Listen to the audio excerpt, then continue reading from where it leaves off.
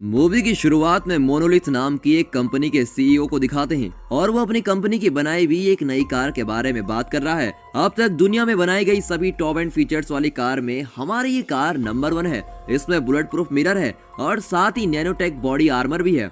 Real life situation में होने वाले लगभग 25 तरह के खतरों में इस कार के अंदर बैठे पैसेंजर को सुरक्षित रखने वाली टेक्नोलॉजीज इस कार में भरपूर है। यही नहीं, हमने इसमें वोल्ट मोड भी इंट्रोड्यूस किया है। अगर आप ये मोड ऑन कर देते हैं तो कोई भी किसी भी कीमत पर कार को नहीं खोल पाएगा। ये हम दावे के साथ कहीं पर भी कहने को तैयार हैं। सीईओ इस कार के सारे फीचर्स बड़े ही गर्व के साथ बता रहा होता है और आखिर में वो कहता है कि इस कार में लिल्थ नाम की एक आर्टिफिशियल इंटेलिजेंस सिस्टम भी है, जिसके माध्यम से जो चीजें की जा सकती हैं आप सोच भी नहीं सकते। सुनकर लगता है कि ये आयरन मैन के जार्विस सिस्टम जैसा एक आर्टिफिशियल इंटेलिजेंस सिस्टम है। एक और सीईओ इस कार की खूबियों को बढ़ा चढ़ाकर बता रहा होता है। तभी दूसरी ओर हमें वही कार हाईवे पे दिखाई जाती है। इस कार के अंदर हमारी मूवी की हीरोइन सैंड्रा को भी दिखाते हैं। सैंड्रा अपने 2 साल के बेटे डेविड के साथ अपनी माँ से मिलने जा रही होती है।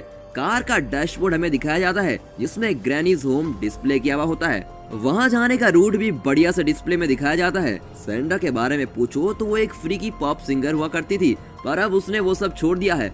बच्चे के होने के बाद वो एक साधारण हाउसवाइफ बनकर अपनी खूबसूरत जिंदगी आराम से बिता रही है। पीछे से डेविड उसे प्यार से सैंड्रा सैंड्रा कहकर तुतला रहा होता है। लगता है उसने अभी हाल ही में बोलना शुरू किया है। सैंड्रा उसकी बात समझकर कहती है, ठीक है, तुम्हें गाना चाहिए ना, अभी तुम्हारा गाना लगा देती हूँ। ऐसा कहकर कार के अंदर कुछ अनोखी चीजें दिखाकर उसे एंटरटेन कराती है। तभी अचानक एक आवाज आती है, हेलो मैम, मैं हूँ लिज, क्या मैं आपका नाम जान सकती हूँ? ये सुनकर सैंड्रा कहती है, अरे डेविड, देखा तुमने, हमारी कार बोलती भी है। फिर वो लिज से कहती है, सिर्फ सैंड्रा ही कहो। लिज चाहे कितनी भी धमाकेदार आर्टिफिशियल इंटेलिजेंस क्यों ना हो, पर वह इंसानों के दिमाग की बराबरी नहीं कर सकती, राइट? लिज फिर पूछती है, ओके सैंड्रा, पीछे बैठा हुआ वो छोटा बच्चा कौन है? सैंड्रा बिल्कुल चकित हो जाती है और पूछती है, तुम्हें कैसे पता कि मेरे साथ कोई बैठा हुआ है? लिज जवाब देती है कि उसके वेट के अनुसार अगर इतना वेट हो तो एक बच्चा ही हो सकता है, ऐसा मैंने गैस किया है। उसकी बात सुनकर सैंड्रा सोचती है कि ये तो बड़ी रोस्तम लगती है। इस तरह उन दोनों की बातें चल रही होती है। फिर सैंड्रा उससे पूछती है, अच्छा बताओ मेरा वेट क्या है? लिज ठीक वेट बता देती है। इस पर सैंड्रा कहती है, देखो इस बात को गर्ल्स का सीक्रेट समझकर तुम भूल जाना, ओके? तभी एक सिग्नल पर कार रुकती है। न जाने सैंड्रा को क्या सोचता है। वो लिज से पूछती है कि क्या तुम ये सारी इन्फॉर्मेशन को स्टोर करके रख सकती हो? तो वो कहती है कि हाँ बिल्कुल रख सकती हूँ। तो सैंड्रा पूछती है कि मुझसे पहले इस कार में जो लोग ट्रेवल करते थे, क्या तुम उनके वेट के बारे में मुझे बता सकती हो? तब लिज अपनी डिस्प्ले में उन सब के वेट दिखाती है। सैंड्रा ये कार पहली बार चला रही होती है। ये उसके हस्बैंड काल की कार है। डिस्प्ले में वेट दिखाकर वो जान जाती है कि उसके हस्बैंड काल का वेट और ये उसके फ्रेंड का वेट होगा, पर ये 50 केजी का वेट किसका हो सकता है? आखिर वो कौन है? सैंड्रा थोड़ा अनकंफर्टेबल होने लगती है। इतने में काल का कॉल आ जाता है, पर कॉल उठाने में वो जरा हिचकिचाती है। लगता है उसके और काल के बीच जरा सी टकरार चल रही है, पर वो कुछ देर बाद कॉल अटेंड कर देती है। काल वीडियो कॉल कर रहा होता है तो वो डेविड से कहती है, देखा बेटा कौन बात कर रहा है? इतने में डेविड पीछे से चिल्लाता है, डैडी डैडी। फिर उससे काल पूछता है, हे कहाँ जा रहे हो तुम? डेविड के कुछ बोलने से पहले सैंड्रा दूसरा सवाल करती है कि आप कहाँ हैं? तभी काल के रूम के पास से एक फ्लाइट के उड़ने की आवाज आती है। फिर सैंड्रा पूछती है, अच्छा तो फिर आप एयरपोर्ट के सामने वाले होटल में ही ठहरे हैं क्या? काल हाँ में जवाब देता है और कहता है कि हम यहाँ एक मीटिंग के लिए आए हैं, अब मुझे जाना होगा और लौटने में लेट हो जाएगी। सैंड्रा रूखी आवाज में बातें कर रही होती है। इस बीच वो अपना फोन डेविड को देती है और उसका फेवरेट गेम लगाकर उसको देती है। फिर वो काल से बात करने लगती है। तब काल पूछता है, तुम्हें कैसी लगी ये कार? जानती हो इसमें बहुत सारे फीचर हैं। इस कार को खरीदे हुए 3 ही दिन हुए हैं, पर तुम्हारा तो ये पहला ड्राइव है, कैसा लग रहा है तुम्हें? तो वो कहती है, एकदम सुपर्ब है। काल उसको और भी बातें बताता है, जैसे तुम इसके साथ अपना स्मार्टफोन भी कनेक्ट कर सकती हो और फिर तुम इस कार की हर चीज अपने फोन से ऑपरेट कर सकती हो। कुछ देर इन्हीं बातों में गुजर रही होती है। इतने में काल कहता है कि उसे काम है और अब उसे जाना होगा। फिर वो कॉल कट कर देता है। कट करके अगले सीन में सैंड्रा हाईवे के एक सुपरमार्केट में डेविड का डायपर चेंज कर रही होती है। तभी वहाँ 3 लड़कियाँ आती है। तीनों ही टीनेजर्स हैं और एक दूसरे का मजाक उड़ाती हुई फन लविंग टाइप की लड़कियाँ हैं। उन्हें देखकर सैंड्रा स्माइल करती है। फिर मुड़कर डेविड से कहती है, कुछ साल पहले तुम्हारी मम्मी भी ऐसे ही थी बेटा। फिर वो डेविड के लिए कुछ चीजें खरीदती है। तभी वहाँ के टीवी में एक कार्टून चल रहा होता है उस कार्टून में एक लोमड़ी पहाड़ से एक वोल्ट को दिखाकर उसे खोलती है। उसी वक्त सैंड्रा के पीछे एक आदमी आकर खड़ा होता है और कहता है, मुझे लगता है कि मैं आपको जानता हूँ, मैं तो देखते ही पहचान गया था, आप एक सिंगर है ना। इतने में वो आदमी फ्लर्ट करने लगता है और कहता है कि हम सब दोस्त साथ में आए, आप भी हमारे साथ ज्वाइन कर लीजिए, बड़ा मजा आएगा। अब सैंड्रा बिल्कुल इरिटेट हो जाती है और कहती है, जो तुम सोच रहे हो वो नहीं होगा, मेरी शादी हो चुकी है और मेरा एक बेटा भी है। वो फिर भी अपनी आदत से बाज नहीं आता और कहता है, ओह आप मैरिड हो, देख के तो ऐसा नहीं लगता। उससे छुटकारा पाकर जब सैंड्रा मुड़कर देखती है तो डेविड वहाँ नहीं होता। सैंड्रा घबराकर वहाँ सभी से पूछती है और डेविड चिल्लाती भी वहाँ आसपास हर जगह ढूंढती है, पर डेविड का कहीं पता नहीं चलता। टेंशन में सैंड्रा को अपनी धड़कन सुनाई देने लगती है। आखिर में वो देखती है कि वो 3 लड़कियां और वो फ्लर्ट करने वाला आदमी एक ही ग्रुप के लोग हैं और वो डेविड को अपनी कार में बिठाकर उसके साथ खेल रहे होते हैं। ये देखकर सैंड्रा बहुत गुस्से में लाल हो जाती है। वहाँ जाकर चिल्लाकर कहती है कि यहाँ मेरी धड़कन रुक गई थी और बिना बताए तुम लोग मेरे बेटे को यहाँ ले आए। तब वो लड़कियां भी जरा गुस्से में कहती हैं, सुनिए मैडम, यहाँ आकर चिल्लाने के बजाय आप हमें थैंक यू बोलेंगे तो अच्छा होगा, एक छोटे बच्चे का ऐसा ध्यान रखेंगे आप। वो लड़कियां झगड़ने पे उतर आती हैं, साथ ही में उसके बॉयफ्रेंड्स भी उनका साथ देते हैं।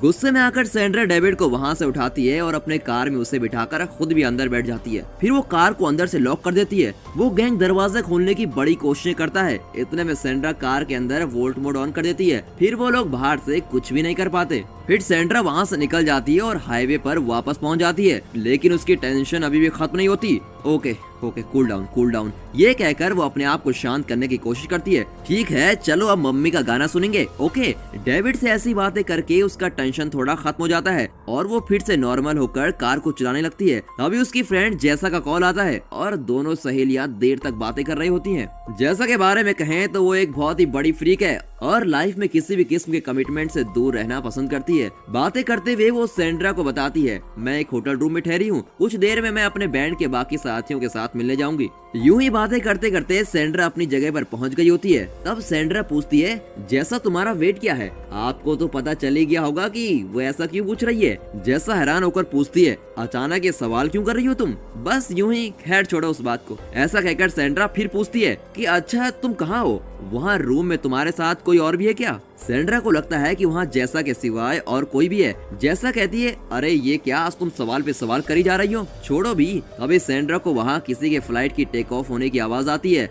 बस काम तमाम हो चुका था। सैंड्रा को अब पक्का यकीन हो जाता है कि जैसा वहाँ काल के साथ है और वो उससे पूछ ही लेती है कि तुम वहाँ मेरे हस्बैंड के साथ हो ना। जैसा जरा नर्वस नजर आती है और कहती है, नहीं मैं अकेली हूँ। अच्छा अकेली हो तो फिर मुझे पूरा कमरा दिखाओ, ऐसा सैंड्रा कहती है। इतने में जैसा कॉल कट कर देती है। अब गुस्से में सैंड्रा का खून खौल रहा होता है और वो पीछे बैठे डेविड को भी डांट देती है। अब मैं और चुप नहीं रहूंगी, इन दोनों को रंगे हाथों पकड़ के रहूंगी। ऐसा सोचकर सैंड्रा कार में नई डेस्टिनेशन फिक्स करती है। अब वो लॉस एंजलिस जा रही होती है। रास्ते में वो काल को भी फोन करती है पर वो कॉल नहीं उठाता। पीछे बैठा डेविड भी कुछ खास अच्छे मूड में नहीं लगता। इस सिचुएशन में सैंड्रा तेजी से कार चला रही होती है। इतने में लिल्थ फिर बात करने लगती है और कहती है, हमारे रास्ते में आगे एक बड़ा एक्सीडेंट हो गया है और बहुत ट्रैफिक भी है। उस ट्रैफिक को क्रॉस करके जाना हो तो हमें अपनी डेस्टिनेशन तक पहुंचने में 2-3 दिन लग जाएंगे। तो सैंड्रा पूछती है कि क्या कोई और रूट भी है, मुझे शॉर्टेस्ट रूट दिखाओ। लिल्थ कैलकुलेट करके बताती है कि यहाँ से 1000 फीट की दूरी पर एक टर्न है। अगर तुम वो टर्न ले लेती हो तो 50 मील की दूरी पर हम फिर एक हाईवे से कनेक्ट हो जाएंगे और फिर वहाँ से हम अपनी डेस्टिनेशन तक पहुँच जाएंगे। लिल्थ की बात मानते हुए सैंड्रा उस टर्न को ले लेती है और यही टर्न इस मूवी का भी एक टर्निंग पॉइंट होता है, क्योंकि थ्रिल की शुरुआत यहीं से होती है। ये एक सुनसान और रेगिस्तान जैसा रास्ता होता है और यहाँ वहाँ 1-2 पेड़ होते तो कोई और बात थी, पर ये पूरी जगह एकदम बंजर लग रही है। इसी के बीच सैंड्रा अपनी कार चला रही होती है और अंधेरा भी होने लगता है। रास्ते भर लिल्थ उससे बातें कर रही होती है। वो कहती है कि सैंड्रा, तुम्हें तो पता है कि इसमें ऑटो पायलट भी है, तुम थक गई हो तो सो सकती हो, मैं ड्राइविंग को संभाल लूंगी। नहीं मैं मैनेज कर लूंगी, ऐसा कहकर सैंड्रा इनकार कर देती है। पर सैंड्रा अंदर से बहुत डिप्रेस्ड हो चुकी है, क्योंकि वो पहले से टेंशन में थी और अब वो इस अनजान रास्ते पर जा रही है जहाँ बंजर जमीन के सिवा और कुछ भी नहीं है। बहुत देर ड्राइव करने के बाद उसे दूर एक लाइट की रोशनी दिखती है। उसे जरा तसल्ली हो जाती है कि शुक्र है इंसानों के रहने की जगह लग रही है, शायद यहाँ कोई मिल जाए। ऐसा सोचकर वो पास पहुँचती है, पर वहाँ पहुंचकर पता चलता है कि वो एक पावर प्लांट है जहाँ सिर्फ ट्रांसफॉर्मर्स और बिजली के तार पड़े हुए हैं, किसी इंसान का नामो निशान नहीं है वहाँ। और ये देखकर तो वो और भी स्ट्रेस हो जाती है। वो फिर ड्राइव करने लगती है। कुछ देर की ड्राइव के बाद वो अपनी सिगरेट जलाती है और स्मोक करने लगती है। कुछ ही सेकंड्स के अंदर एक वार्निंग अलार्म बजने लगता है। वो उस हाई-फाई कार का स्मोक डिटेक्शन अलार्म होता है। तुरंत ही कार की सभी विंडो खुलने लगती है और अलार्म और जोर से बजने लगता है। चुटकी बजाने के अंदर लिल्थ चेतावनी देने लगती है कि कार को तुरंत सड़क के साइड में रोकिए और जल्दी जल्दी कार से बाहर चले जाइए। सैंड्रा थोड़ा इरिटेट हो जाती है और कहती है, अरे यहाँ कोई आग थोड़ी ना लगी है, ये तो मैं ही स्मोक कर रही हूँ, प्लीज अपना अलार्म बंद करो। एक और अलार्म की ऊंची आवाज और दूसरी ओर सैंड्रा के इंस्ट्रक्शन लिल्थ को यानी कि कार की आर्टिफिशियल इंटेलिजेंस को कंफ्यूज कर देते हैं। वो कहती है कि इंस्ट्रक्शन मेरी समझ में नहीं आ रहा है, आप प्लीज क्लियर इंस्ट्रक्शन दीजिए। सैंड्रा चिल्लाने लगती है, अलार्म को स्टॉप करो, सब कुछ स्टॉप करो, प्लीज सब कुछ स्टॉप करो। सैंड्रा को इस तरह टेंशन में चिल्लाते देख डेविड डर जाता है। तभी लिल्थ पूछती है कि क्या आपको मैनुअल मोड में जाना है? आर यू श्योर कि आपको मैनुअल मोड में ही जाना है? तो सैंड्रा जोर से कहती है कि हाँ, मुझे मैनुअल मोड में ही जाना है। फिर वो एक बटन प्रेस करती है और आर्टिफिशियल इंटेलिजेंस को ऑफ कर देती है। अब कार के सारे ऑपरेशन आर्टिफिशियल इंटेलिजेंस के कंट्रोल से बाहर आ गए हैं और अब वो मैनुअल में चली गई है। इतने में डेविड डर के मारे रो रहा होता है। सैंड्रा और भी चिड़चिड़ी हो जाती है और टेंशन में चिल्लाते हुए कार चलाती है। अचानक कार के आगे कुछ आ जाता है और धड़ की एक आवाज आती है। मालूम होता है कि ये हिरन कार के नीचे आ गया है और टायर में फंस चुका होता है। अब डेविड और भी बिलखना शुरू कर देता है और वीजिंग का प्रॉब्लम होने के कारण उसकी हालत और भी बुरी हो जाती है। तब सैंड्रा उसका इनहेलर निकालकर उसको 2 पफ्स देती है और कहती है, डरो मत बेबी, सब ठीक हो जाएगा, ओके।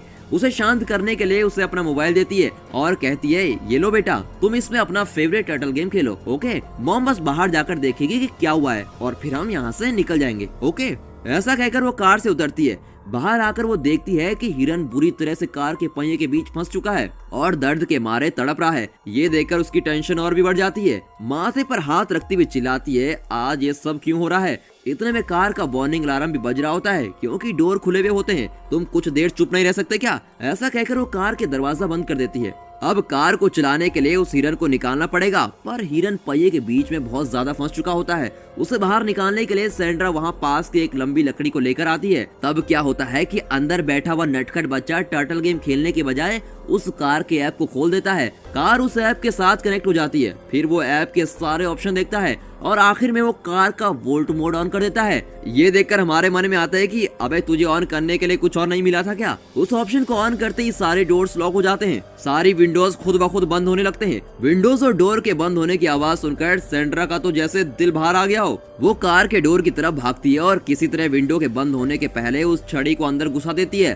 पर कोई फायदा नहीं क्योंकि टाइम बहुत कम था। सिर्फ 2-3 सेकंड में सब कुछ खत्म हो जाता है। विंडोज ग्लासेस उस छड़ी को तोड़ते हुए पूरी तरह बंद हो जाते हैं। अब कार पूरी तरह से लॉक हो जाती है। सैंड्रा ग्लासेस को पीटती है और चिल्लाती है, ओपन करो, ओपन करो। तभी वो देखती है कि डेविड के हाथ में उसका फोन है। फिर वो उसकी तरफ भागती है। बेबी प्लीज उसे इस तरफ से स्वाइप कर दो बेटा, वो चिल्लाकर ये सब कह रही होती है। पर आप सोचिए 2 साल के बच्चे की समझ में कुछ आएगा क्या? फिर भी सैंड्रा अपनी तरफ से पूरी कोशिश करती है कि किसी भी तरह इस कार को अनलॉक कर दूं। तभी बच्चे के हाथ से फोन फिसलकर नीचे गिर जाता है। ऊपर से उस बच्चे को सीट बेल्ट से भी टाइट से बांधा हुआ होता है। बस अब सब कुछ खत्म हो चुका है, कुछ भी नहीं किया जा सकता। सैंड्रा उस कार के बारे में खूब जानती है। वो उस सुनसान जगह पर खड़ी होकर हेल्प हेल्प कहकर चीखती है, चिल्लाती है, पर वापस दूसरी तरफ आती है और दरवाजा पीटती हुई चिल्लाती है, लिल्थ प्लीज मेहरबानी करके दरवाजा खोल दो, अंदर बच्चा है, मैं सैंड्रा हूँ, मेरी आवाज तुम्हें सुनाई दे रही है या नहीं? इसी तरह वो बेबस हालात में बहुत देर तक कार से विनती कर रही होती है, पर क्या करें, उसने तो कार के आर्टिफिशियल इंटेलिजेंस को पूरी तरह से ऑफ कर दिया होता है। This is bloody manual dates. Tension और गुस्से में वो जाती है और एक बड़ा पत्थर उठा लेती है। उससे वो बहुत देर तक कार के शीशों को तोड़ने की कोशिश करती है। इसका भी कोई फायदा नहीं होता क्योंकि वो तो बुलेट प्रूफ शीशे रहते हैं। इस तरह कार को पत्थर से तोड़ने के साथ अलार्म चालू हो जाता है। इन सब के बीच अंदर बैठा डेविड चीखने लगता है। वीजिंग के कारण वो हांफने लगता है। उसकी खराब हालत और भी खराब होने लगती है। अगर वो ज्यादा देर तक हांफेगा या रोएगा तो उसके लिए अच्छा नहीं होगा, इसीलिए किसी तरह उसका रोना बंद करवाना होगा। ये सब सोचकर सैंड्रा उसकी तरफ आती है और पी का बू कहकर उसके साथ लुका छिपी खेलना शुरू करती है। अंदर हंसते देख डेविड भी हंसने लगता है। डेविड को देखकर वो हंसती है, पर जब उसे छुपती है तो वो घबराकर रो रही होती है। इस तरह खेल खेल में डेविड का रोना बंद हो जाता है। फिर वो कहती है, देखो बेटा, तुम यही रहना, मम्मी तुम्हें छोड़कर कहीं नहीं जाएगी। मैं बस थोड़ी दूर जाकर देखूंगी कि मदद करने वाला यहाँ कोई है कि नहीं। फिर वो कार से थोड़ी दूर चलने लगती है। वहाँ कुछ भयानक आवाजें आ रही होती है। कहीं से सियार की चीखने की आवाज आ रही होती है। चलते चलते वो उसी पावर प्लांट के पास जाती है और हेल्प हेल्प कहकर चिल्लाती है। वहाँ इंसान के नाम के वास्ते मक्खी मच्छर भी नहीं होते, बाहर ताला भी लगा होता है। ये देखकर वो फेंस पर चढ़ जाती है, शायद अंदर कोई मदद मिल जाए। फेंस पर चढ़ते चढ़ते उसके हाथ छिल जाते हैं और वो किसी तरह अंदर कूद जाती है। अंदर वो एक कमरे में पहुंचती है और वहाँ की लाइट ऑन करती है। कमरे में जाकर उसके चेहरे पर 1000 वॉट का बल्ब जलने लगता है और वो खुश हो जाती है। पता है क्यों? क्योंकि वहाँ पर एक फोन होता है। वो उस फोन को उठाकर हेलो कहती है, तब उसमें से वॉइस मेल के मैसेज आने लगते हैं। वो सोचती है कि इन सब मैसेज के आने के बाद मैं कॉल करूंगी। मैसेज के खत्म होने का इंतजार करते करते उसके चेहरे की खुशी धीरे धीरे फीकी पड़ती नजर आती है। उस फोन के वॉइस मैसेज में कहा जाता है कि ये प्लांट पूरी तरह से बंद हो चुका है, अब यहाँ कोई काम नहीं होता, यहाँ का फोन कनेक्शन और नेटवर्क अब काम नहीं करते। इतना सुनकर सैंड्रा गुस्से में उस फोन को हथौड़ा मारती है। गुस्से में वो आउट ऑफ कंट्रोल हो रही होती है। फिर वो कमरे में और कोई काम की चीजें ढूंढती है। उसे एक टॉर्च मिलती है, वो उसे उठाकर रख लेती है। कुछ काम की चीजें वहाँ मिलती है और उन सबको उठा लेती है। फिर वो वहाँ रखे एक फायर एक्सटिंग्विशर को उठाने की कोशिश करती है, पर वो बहुत भारी होता है, इसलिए उसे छोड़ देती है। फिर वो एक स्पैनर उठाती है। यहाँ और देर रुकने से कोई फायदा नहीं, ऐसा सोचकर वो सारी चीजें बटोरती है और वहाँ से निकलती है। बाहर आते ही उसे किसी भयानक जानवर के घुराने की आवाज आती है। तभी वो टॉर्च चलाती है और अपने आसपास देखती है। अचानक वो किसी चीज को देखती है और वो एकदम घबरा जाती है और वहाँ से भागना शुरू कर देती है। भागकर अपनी कार की ओर आती है और कार के ऊपर चढ़कर बैठ जाती है।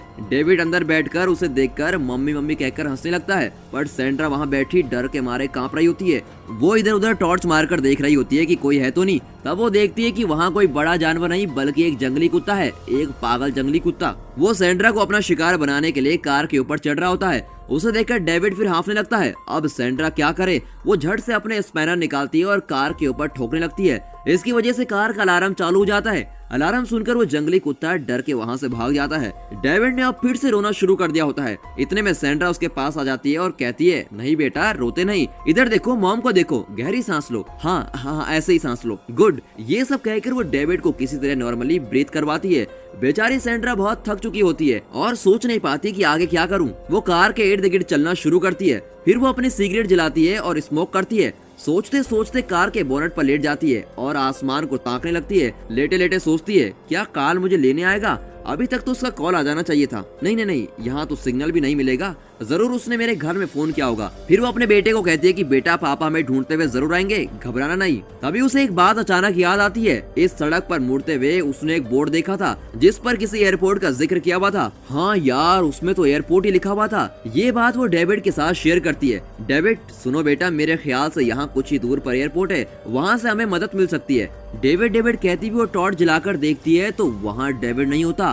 ये देखते ही हमारा दिमाग भी सुन्न हो गया था। सैंड्रा टॉर्च की रोशनी में फिर देखती है तो पता चलता है कि ये एक तरफ का दरवाजा खुला है। वो दरवाजे के पास जाती है और डेविड कहकर अंदर टॉर्च मारती है। वहाँ देखती है कि एक पर्वत शिखर पर डेविड बैठा हुआ है। चौंक कर सैंड्रा डेविड कहकर चिल्लाती है। फिर उसकी आंख खुलती है और एक्चुअली वो बोनट पर लेटे हुए सपना देख रही थी। वो उठकर आती है और डेविड को देखती है। वो आंखें झपकाता हुआ बैठा हुआ होता है। सैंड्रा उससे पूछती है कि बेटा तुम ठीक तो हो ना? कार के अंदर बहुत गर्मी होती है, बाहर की सारी गर्मी कार के अंदर उतर रही होती है, ऊपर से उसे कोट भी पहनाया हुआ होता है। ये देखकर सैंड्रा सोचती है आज मैंने एक भी काम ठीक से नहीं किया। फिर डेविड से कहती है, बेटा अपनी जैकेट उतार दो, वो देखो वहाँ जिप है, उसे खोलो। पर वो बेचारा क्या समझ पाता। इतना ही नहीं, सीट बेल्ट लगाकर उसे बहुत टाइट बांधा हुआ होता है। वो भी कुछ चिड़चिड़ा होने लगता है, कुछ देर हंसता है तो कुछ देर रोता है। फिर नीचे गिरे हुए फोन को उठाने की कोशिश करता है। इतने में सैंड्रा कहती है, देखो स्वीटी, तुम उसे नहीं निकाल पाओगे, पर मेरे पास एक अच्छा आइडिया है। यहाँ पास ही कोई एयरपोर्ट है, हमें वहाँ से जरूर कोई मदद मिल सकती है। तभी सैंड्रा महसूस करती है कि कार इतनी गर्म है, लगता है उबल रही है। तभी वो अपनी शर्ट निकालती है और कार के सनरूफ पर बिछा देती है और डेविड से कहती है, अब थोड़ी देर के लिए गर्मी कम हो जाएगी, मम्मी अभी वापस आ जाएगी, ओके। डेविड रोना शुरू कर देता है, पर सैंड्रा को दूसरा कोई रास्ता नहीं होता और वो दिल पर पत्थर रखकर वहाँ से निकल जाती है। बेचारी सैंड्रा एयरपोर्ट को तलाशते हुए वहाँ चली जाती है। वो चलती जाती है, न जाने कितने घंटों तक चलती है। वो बहुत थक जाती है, ऊपर से सख्त धूप और एकदम सुनसान और बंजर जगह। थकान के मारे वो कुछ बड़बड़ाती भी चली जा रही है। जब हम घर वापस लौटेंगे ना बेटा, तो तुम्हारे पास एक सुपर्ब कहानी होगी बताने के लिए। जब तुम स्कूल जाओगे तो तुम वहाँ भी ये कहानी शेयर करना और मम्मी तुम्हें ये कहानी सुनाएगी, ओके। इस तरह बड़बड़ाती भी वो चली जाती है। तभी अचानक एक जगह पर उसे एक नदी के बहने की आवाज आती है। थैंक गॉड, पानी। सैंड्रा उस नदी के पानी से अपने आप को ठंडा करती है। फिर वो थोड़ा पानी पी लेती है। पानी बिल्कुल भी पीने लायक नहीं होता, पर सैंड्रा ठान लेती है कि उसे किसी भी हालत में डेविड को सुरक्षित घर पहुंचाना है। वो फिर से आगे चलने लगती है। पहाड़, पथरीला रास्ता, बंजर जमीन इत्यादि को पार करके वो किसी तरह उस एयरपोर्ट के बोर्ड को देख लेती है। बोर्ड देखते ही सैंड्रा के चेहरे पर एक अलग ही खुशी होती है। बोर्ड से आगे वो जब उतरकर देखती है तो उसे फिर से एक झटका लगता है। बात ये होती है कि वो बहुत समय से बंद पड़ा है, फिर भी वहाँ एक प्लेन खड़ा होता है, जिसे देखकर सैंड्रा की आशा बढ़ने लगती है। फिर पास जाके पता चलता है कि वो प्लेन भी एयरपोर्ट की तरह बिल्कुल खराब है। प्लेन के अंदर जाकर सैंड्रा ढूंढने लगती है कि कुछ काम की चीज मिल जाए। वहाँ उसे 2-3 शराब की बोतलें मिलती है, जिनमें से वो थोड़ा पी लेती है। वो बहुत ही मायूस हो जाती है और प्लेन की एक सीट पर बैठकर रो रही होती है। तब वो अपने हाथ में रखी शराब की बोतल और लाइटर को देखती है। उसे वहाँ कुछ पुराने टायर्स दिखते हैं और वो उन पर शराब डालकर उनको जला देती है। फिर वो सिर्फ पानी के कैन लेकर वहाँ से जाने लगती है। उसका आइडिया ये था कि टायर्स के जलने से जो धुआं निकलेगा उसे देखकर वहाँ उसकी मदद के लिए कोई आएगा। वो कई घंटे चलकर वापस उस नदी पर पहुंचती है और उस कैन में पानी भर लेती है। कैन बहुत भारी होता है और वो बड़ी मुश्किल से उसे उठाकर चल रही होती है। उसे देखकर हमें भी उस पर तरस आता है। बहुत दूर इसी तरह चलने के बाद अब ना तो उसके शरीर में और ना ही उसके मन में शक्ति बची है। वो कैन को नीचे फेंकती है और उसे पैर से लुढ़काती हुई चली जाती है। कार के कुछ पास आते आते वो देखती है कि उसकी टी शर्ट नीचे गिरी पड़ी है। ओह नो, पता नहीं बेचारे डेविड का क्या हाल हुआ होगा। पता नहीं ये टी शर्ट कार के ऊपर से कैसे गिरी। ऐसा सोचते हुए वो कैन को उठाकर बहुत तेजी से कार की ओर भागने लगती है। वहाँ पहुंचकर देखती है कि कार के अंदर डेविड सख्त गर्मी से एकदम लाल हो चुका है। अंदर का टेम्परेचर बहुत ही ज्यादा हो चुका होता है। ये देखकर सैंड्रा बहुत ही नर्वस हो जाती है। बच्चे को बचाने की कोशिश में वो उस कैन का पानी कार के ऊपर डाल देती है ताकि अंदर का टेम्परेचर थोड़ा कम हो जाए। इतनी ज्यादा गर्मी के कारण डेविड बेहोश हो जाता है। बाहर से सैंड्रा को उसकी हालत का कुछ पता भी नहीं चलता। पता नहीं बेचारा किस हालत से गुजरा होगा और कब बेहोश हुआ होगा। वो उन सारे ऑप्शन के बारे में सोचने लगती है जिनसे डेविड को वापस होश में लाया जा सकता है। झट से उसे एक बात याद आती है। जब वो अंदर स्मोक करने लगी थी तभी तुरंत कार की विंडोज खुल गई थी और किसी तरह कार के अंदर धुआं पहुंचाया जाए तो विंडो खुल जाएंगी। वो ऐसा सोचकर पास की लकड़ियां, पेड़ पौधे सब जलाने लगती है और कार के एक वेंट के पास दिखाती है। जैसा वो चाहती थी वैसा ही हो रहा था। धुआं कार के अंदर जा रहा था और स्मोक डिटेक्टर उसे डिटेक्ट भी कर रहा था। पर वो भूल गई थी कि आर्टिफिशियल इंटेलिजेंस तो उसने ऑफ कर रखी है। कार तो अभी भी मैनुअल मोड में है और वो भी पूरी तरह से लॉक्ड है। धुएं की वजह से अब कार के अंदर का टेम्परेचर और भी ज्यादा होने लगता है। अरे ये कैसा पागलपन, ये क्या कर रही हूँ मैं, ये कहकर वो जोर से अपना माथा पीटने लगती है। फिर वो आग में पानी डालकर उसे बुझाने की कोशिश करती है। तब उसे अपने पैर और उस कार पर इतना गुस्सा आता है कि वो स्पैनर को हाथ में लेकर कार को मारती है। अब मारने पीटने से कोई फायदा नहीं। तभी दिखाते हैं कि वो कार वहाँ से धीरे धीरे फेड हो रही है। थोड़ी देर में वहाँ एक और कार आती है। उस कार में सैंड्रा और उसका पति कार्ल होता है। सैंड्रा कार से उतरकर उसी जगह पर खड़ी होती है और फूट फूट कर रोने लगती है। इसी जगह में अपने बच्चे को खो बैठी थी। अरे ये सब दिखाकर क्यों डरा रहे हो भाई, ऐसा सोचने का मन करता है भाई यहाँ पर। इतने में मूवी में सैंड्रा मुड़कर कार्ल को देखती है और कहती है, नहीं इसका कारण मैं नहीं तुम हो, सिर्फ तुम। ऐसा कहकर वो और रोने लगती है। कट करके दिखाते हैं कि ये भी एक सपना होता है। कार को स्पैनर से मारते हुए वो थक गई होती है और वो सो जाती है। आंखें खुलते ही वो फिर डेविड को आकर देखती है। टेम्परेचर अब बहुत ही ज्यादा हो चुका होता है। साफ साफ नजर आ रहा होता है कि बेचारे डेविड की जान अब धीरे धीरे निकल रही है। सैंड्रा बहुत रोती है। उसके दिमाग ने काम करना बिल्कुल बंद कर दिया होता है। तभी वो देखती है कि डेविड के हाथ की उंगली जरा हिलती है। उसे थोड़ा चैन आता है कि शुक्र है मेरा बच्चा अभी भी जिंदा है, इसे किसी भी तरह इस कार से बचाना ही होगा। ऐसा सोचते हुए वो पीछे मुड़ती है तो देखती है कि वो रात वाला पागल जंगली कुत्ता वहाँ खड़ा है।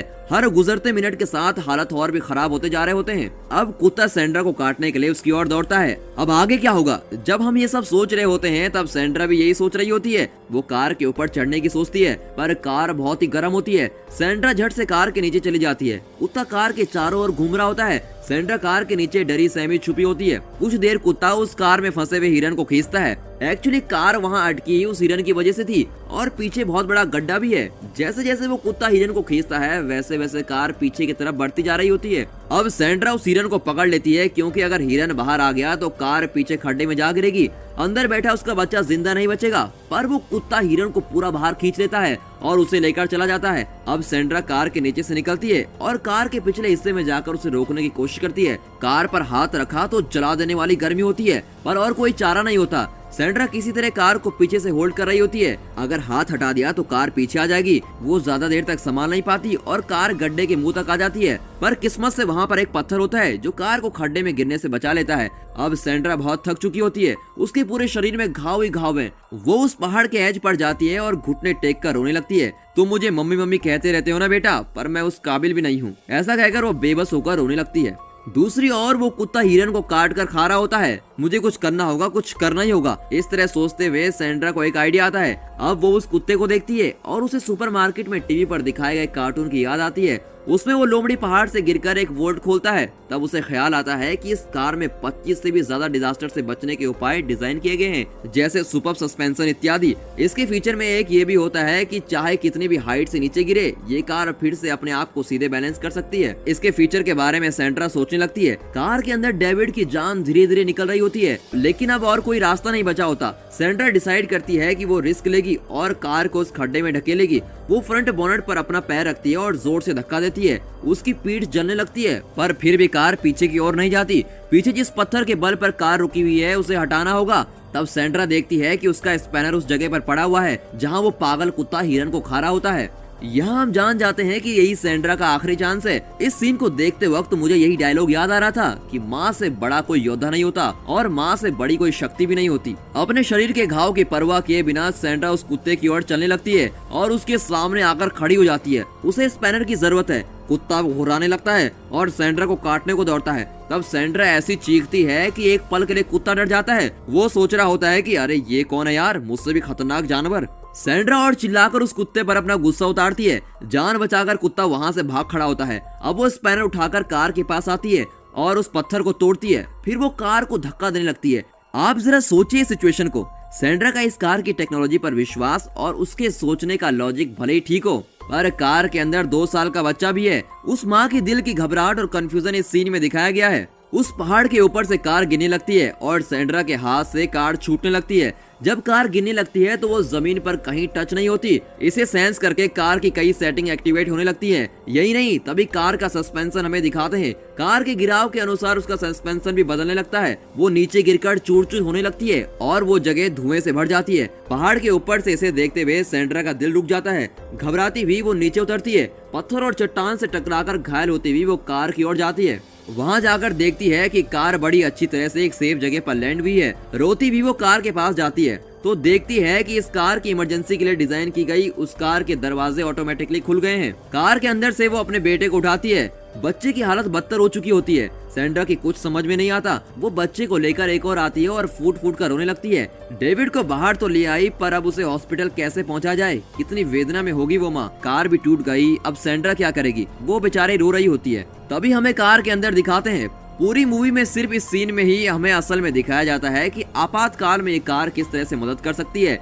एक्चुअली कार अब रिबूट होने लगती है, सारी सेटिंग्स रिबूट हो जाती हैं। तब वो कार एक और सिग्नल देती है कि वो पहले की तरह ड्राइव करने लायक हो गई है। तभी सैंड्रा आंसू पोंछती भी आती है और कार के अंदर बैठती है। फिर वो कुछ सेटिंग चेंज करती है, जिसके बाद कार एक्टिवेट हो जाती है। गुड इवनिंग मैम कहकर लिलित भी एक्टिवेट हो जाती है। सैंड्रा देर किए बिना मैप को सेट करती है। लिलित कहती है कि जहां हम हैं वहां से और कहीं भी जाने का कोई रास्ता नहीं है। पहाड़ों के बीच में हम फंसे हुए हैं। बेशक यहाँ से कोई रास्ता नहीं, पर सैंड्रा हार मानने वाली नहीं थी। वो अपनी पूरी ताकत लगाकर कार को स्किड करवाती हुई और तेजी से चलाकर एक स्लोप पर खड़ी करती है। लेकिन कार वार्न करने लगती है कि ये तो नामुमकिन है और गाड़ी जरूर उलटकर गिर जाएगी। अब सैंड्रा को दिखाया जाता है। फिर दिखाया जाता है कि उसने डेविड को सीट बेल्ट पहनाकर रेडी रखा हुआ है। कार की वार्निंग आती रहती है, नो चांस नो चांस। तभी सैंड्रा कार का ऑल टेरेन वाला 4 व्हील ड्राइव ऑप्शन ऑन करती है। ऑन करते ही कार का सस्पेंशन क्या गजब तरीके से ऊपर आता है। एन वक्त पर सैंड्रा एक्सेलरेशन देती है और चट्टानों को टकरा देने वाली स्पीड पार कर वो ऊपर तक ले जाती है। जरा सा अगर कहीं स्पीड धीमी हो जाती तो कार उलट जाती। इतनी रिस्की ड्राइविंग करने के बाद अगले फ्रेम में दिखाते हैं कि कार 2 बड़ी चट्टानों को तोड़ती हुई उनके बीच से निकल जाती है। अब लिलित कहती है, मुझे रास्ता मिल गया है। फिर क्या, सैंड्रा की कार हवा से बातें कर रही होती है। कट करके हॉस्पिटल दिखाते हैं। एक स्ट्रेचर में सैंड्रा और दूसरे में डेविड को हॉस्पिटल के अंदर ले जा रहे होते हैं। बेटे को इस हालत में देखकर सैंड्रा अपने को कंट्रोल नहीं कर पाती। फिर दिखाते हैं कि सैंड्रा आंखें खोलकर देखती है कि वो हॉस्पिटल के बेड पर लेटी हुई है। पास ही दूसरे बेड पर डेविड लेटा हुआ है। उसका सांस लेना भी नजर नहीं आ रहा है। सैंड्रा रोने लगती है। तब डेविड उसकी तरफ मुड़कर धीरे से कहता है, सैंड्रा। तब दिखाते हैं कि सैंड्रा एक लंबी सांस लेकर स्माइल करती है। वह इसे कहते हैं यार्ड सीन। और ये मूवी यहाँ खत्म हो जाती है। तो बताइए कैसी लगी आपको? फैंटास्टिक और थ्रिलिंग थी ना? तभी हम कहते हैं कि मिस्टर हिंदी रॉकर्स देखते रहें। अपने फ्रेंड्स ग्रुप में भी शेयर कीजिए, अपनी फैमिली को भी ये वीडियो दिखाइए। So once again this is your mister Hindi rockers. अगर आपने अभी तक चैनल को सब्सक्राइब नहीं किया है तो प्लीज सब्सक्राइब कर दीजिए और उस बेल आइकन को भी क्लिक कर दीजिए ताकि हमारी सारी वीडियोस आप तक झट से पहुंच जाए। And finally thanks for watching.